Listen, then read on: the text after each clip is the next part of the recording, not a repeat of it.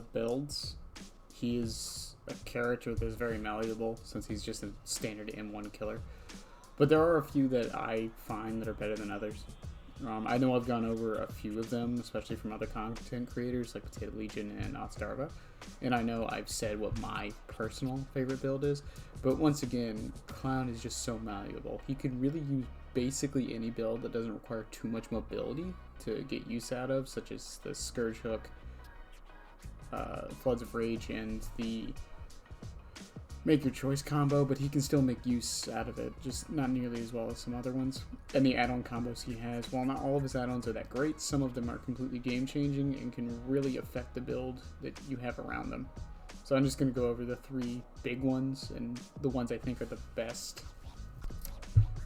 So there's 3 main builds that I wanted to go over. The Slugging Build, the Perma-Exposed build, and just the general best build that is good in almost every situation. Slugging Build is Bamboozle, Save the Best for Last, Infectious Fright, Jolt, and then with the add-ons of Acid Vial and Gin Bottle. The basic best build in general is Hex Plaything, Save the Best for Last, Scourge Hook Pain Resonance, Barbecue and Chili, and then for the add-ons Cigar Box and the Makeup Kit. And then for the Perma Exposed build, we got Devour Hope, Barbecue and Chili, Noed, Lethal, Pinky Finger, and the Gin Bottle. Now I'm going to go a little bit more in depth on the builds, exactly what all the perks do and why they work so well with specific add-ons, and why Clown can make them work to his advantage. And maybe show some, or not maybe, but I'm going to show some gameplay of them in action a little bit. In the background right now, you're just seeing a random VHS porn. That's probably going to be demonetized. Gameplay with the colors of the clouds being switched around. It's a little mind game. I just think it's a fun add-on to be on. Alright, so first up is the Slugging Build, which is a personal favorite of mine, to be honest. But with how Clown needs a lot of time management, more so than other killers, this build lets you get that time management while still applying pressure very quickly. So for the perks, it's Surge, Infectious Fright, Jolt, and Save the Best for Last. Save the Best for Last is almost a requirement on Clown on almost every build.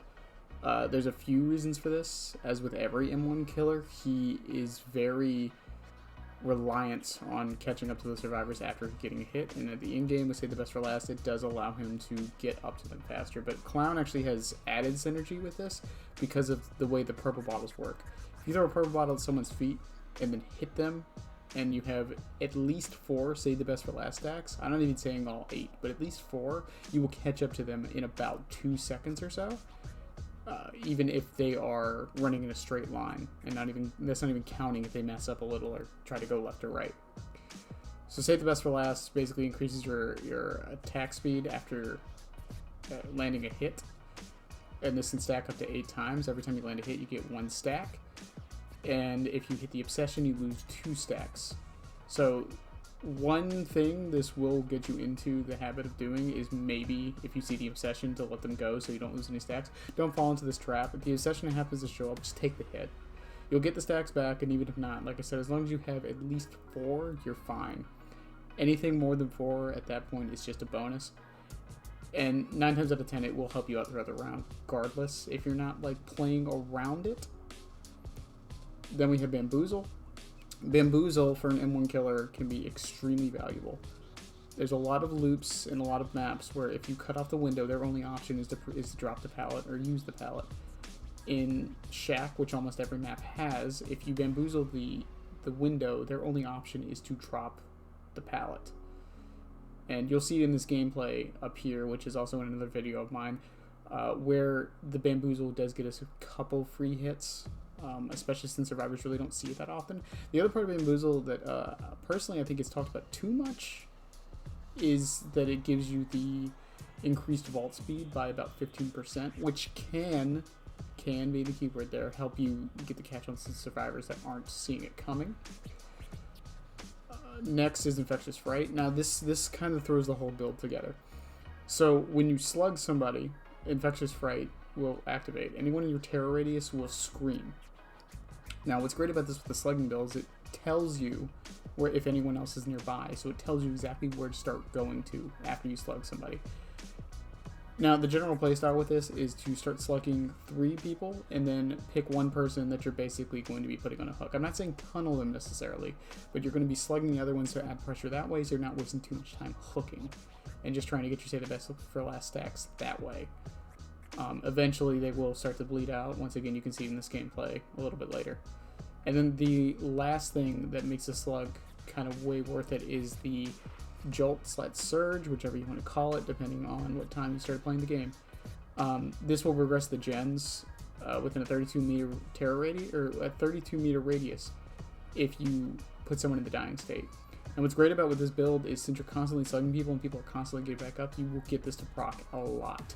And the thing with Clown is it only activates on basic attacks. Clown can only down people with basic attacks. There's no situation where you are playing, let's say, Blight, where maybe I'll basic attack them so I get the jolt value here. You don't have to worry about any of that. Clown will always down with his basic attacks. It's his biggest strength and his biggest weakness. For the add-ons, it's the gym bottle and the acid vial. So the gym bottle is the purple add-on that gives you 2 extra bottles. So with this build, you'd have 6 instead of 4. This is basically just to keep you moving and not reloading as much. Bad habit I have is reloading way too much, but after a while of using this, you'll actually kind of wish it was base kit, to be fair. But it can definitely help you out, especially if you're struggling with Clown quite a bit, because it's something that doesn't really get counted as much towards his downsides, because you will be reloading a lot, and every second counts as killer. And any time you can get away from that is any time that's valuable to you. And then the acid vial is basically just to throw in the mangled status effect. Anytime you hit someone with a purple bottle, they get the mangled status effect, and that's on them permanently till they heal up. This includes when they're on the ground, so it makes that process take at least a few seconds longer. And that's basically it. The general playstyle, like I said, as you can see above, is just slugging everybody and kind of just tunneling out one person. I don't want to say tunnel, because you're not really tunneling them, but finding that last person and then only hooking them. This creates a lot of pressure and makes that one person feel like they need to hide way more than the rest. And if you're doing it correctly, especially with the Infectious Fright, you can just start jumping from target to target and keep the pressure up, even with Clown. Next is the Perma Exposed build. This is probably the one I don't have nailed down the most, but the big thing here is Pinky Finger in the gin bottle. With the changes of Pinky Finger, which in this footage I have, because I haven't been using the Pinky Finger enough to have any footage of it, Pinky Finger gives you 2 bottles instead of 4. So with gin bottles, it actually goes back up to the base 4. Anytime you hit somebody with the pink bottle directly, the next auto, they become exposed for about 2 seconds. It's actually the time they would be intoxicated, so it just depends on other add-ons for that. But basically, you want to just run behind them as close as you can, chuck as many bottles as you can until you hit them, and then swipe them with a basic attack. The other big thing is Devour Hope, because with the momentum you can get from this build, it will eventually start snowballing out of control, at least it can, and give you the exposed hit even without having to hit them directly with the bottles. And Noed, which it just ensures you're in game with more exposed hits. Barbecue and Chili to let you know where to go after hooking somebody so you can walk away from the hook perfectly fine. And then the last perk is probably the one that's the most malleable. I prefer Lethal Pursuer because it lets you start the game really, really fast, knowing exactly where the survivors are, and you can start the snowball even sooner. This is a high-risk, high-reward build. I will say that much. The one thing you can swap out Lethal Pursuer for is maybe Starstruck or Make Your Choice, just to get more exposed status effects going around. But this build is just fast, highly risky, but highly, highly rewarding if it works out. I would really recommend giving it a try next time. It can really make Clown very, very oppressive and very strong. As much as I'm not the biggest fan of the Pinky Finger, I cannot disagree with the results that it can sometimes have. So, for the last build, the best general build in my opinion for Clown, this is one that will get you regular results in almost every game.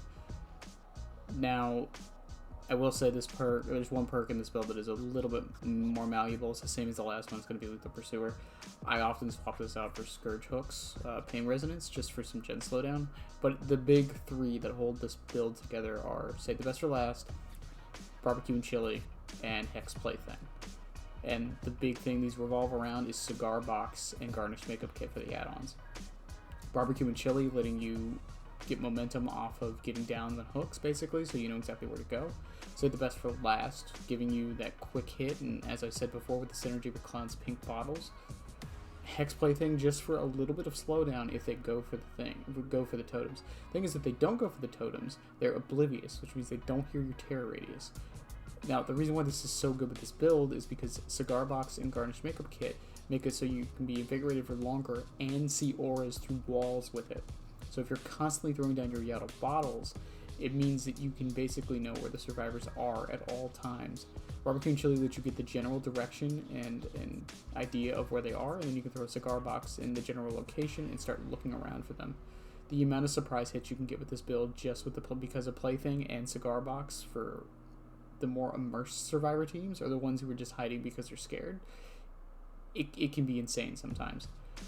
I've said so many times I feel Cigar Box is Clown's best add-on, and it's probably the most slept-on, overpowered add-on he has. It's more consistent than Pinky Finger, in my opinion, and it allows you to make decisions quicker and often win almost every mind game that any survivor can throw at you, really. Now, this doesn't really work on some maps, and Clown still has his problem on the bigger maps, but in general, this build tends to help you out the most. It can keep your momentum going and allow you to constantly have all the information you need to make any decision at any time. So that's really it for the 3 big builds for Clown. There are a few others, and like I said, you can really use anything in Clown and make it work. The only thing I wouldn't recommend is anything that requires a lot of mobility, as even with his yellow bottles, he's not the best at getting around the map. And Clown in general is not the best killer in the game. He's still one of the least consistent. I'm not going to say bad, because I think that implies that you can't make him work, because you can. I mean, I main the guy, of course I'm going to be biased like that. But the thing with Clown is you just have to get a little bit creative with building around him. And this is just the way I prefer it. I mean, I could have come in here and told you that Tinker, Discordance, Hex Ruin, Hex Undying for all 3 of these builds, and it wouldn't be wrong, because it's probably the strongest build in the game right now, and it still is. But I like to be a little bit more creative and make the perk builds around my killers, around their powers, the ones that make the most sense to getting the most use out of their powers. The only killers I really run Ruin on, ironically, is Nemesis, and